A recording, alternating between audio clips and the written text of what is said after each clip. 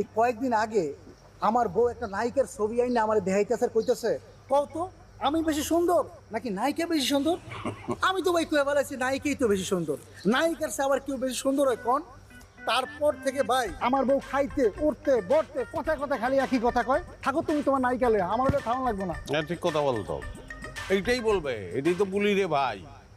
শোনো, তোমার বউ যদি একটা বিশ্ব সুন্দরীর পাশেও দাঁড়ায় থাকে, তখন তুমি বলবা যে এটা ঘুষ খেয়ে বিশ্ব সুন্দরী বানাইছে, আসল সুন্দর হতেছে তুমি।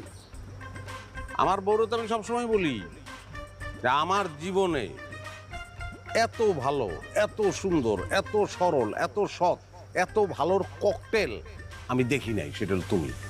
মিশা কথা কমু ভাই? অবশ্যই।